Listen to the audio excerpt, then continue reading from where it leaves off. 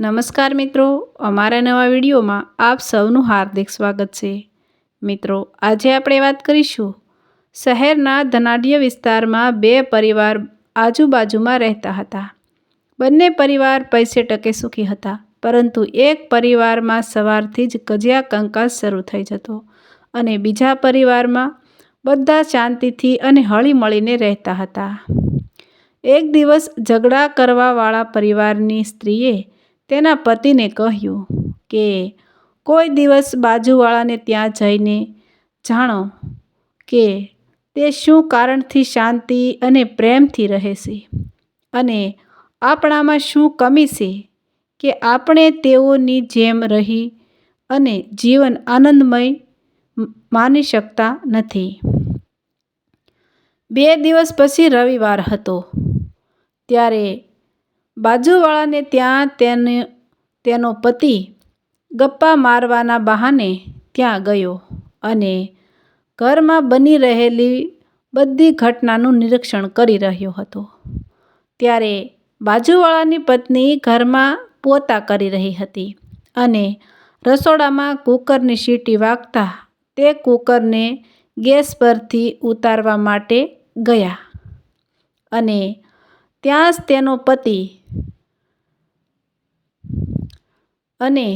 તેના પતિને ત્યાંથી પસાર થવાનું હતું અને તેનો પગ પોતા કરવા માટે પાણીની ડોલ ભરેલી હતી તેની સાથે અથડાયો અને બધું પાણી ઢોળાઈ ગયું।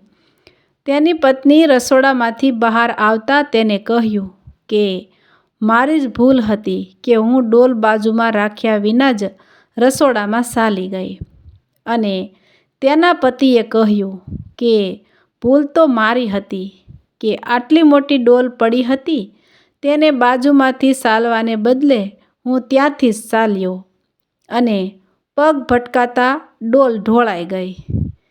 એમ વાત કરતાં બંને માણસ ઢોળાયેલા પાણી સાફ કરવા લાગ્યા। પરિવારના નાના સંતાનો પણ તેના મમ્મી પપ્પાની જેમ બધાની સાથે સમજદારીપૂર્વક વાતચીત વર્તન કરી રહ્યા હતા અને દાદા દાદીની સાથે એકદમ સામાન્યની સાથે વાત કરી રહ્યા હતા, સન્માનની સાથે વાત કરી રહ્યા હતા। આ બધું જોઈને ઝઘડા કરવાવાળા પરિવારના સભ્યો પોતાની ઘરે આવે છે। ઘરમાં આવતા જ તેના પતિએ કહ્યું, તમે બાજુવાળાને ત્યાં શું જોઈ આવ્યા? તે શાંતિથી અને પ્રેમથી રહે છે તેનું શું કારણ છે? ત્યારે તેના પતિએ જવાબ આપતા કહ્યું કે આપણામાં અને તેનામાં ફરક માત્ર એટલો છે કે આપણે બધા હંમેશા આપણને પોતાને સાચા સાબિત કરવાની કોશિશ કરીએ છીએ અને બધી ભૂલ માટે સામેવાળાને ખોટા પાડવાની કોશિશ કરીએ છીએ અને તેના કારણે વાત-વાતમાં ઝઘડા કરીએ છીએ, કારણ કે આપણને ભૂલ સામેવાળાની જ દેખાય છે। આમને આમ આપણે બધા અભિમાની થઈ ગયા છીએ।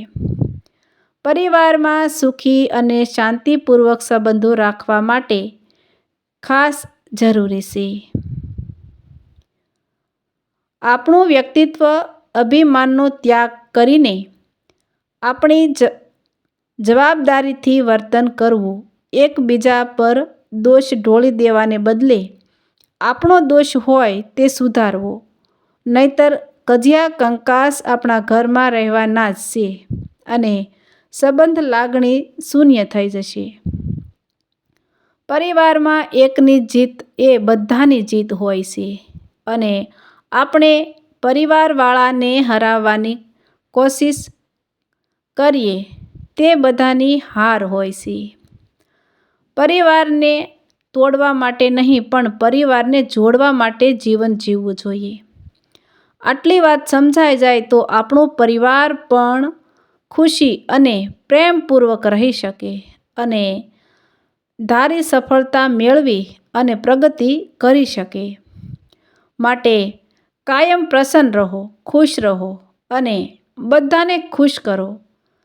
સ્વર્ગનું સુખ પણ અહીંયા જ છે અને કજિયા કંકાસ પણ અહીંયા જ છે.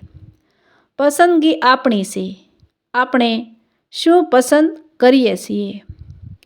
તો મિત્રો, આવા જ નવા વિડીયો જોવા માટે અમારી ચેનલ લાઇક, શેર અને સબસ્ક્રાઈબ કરજો.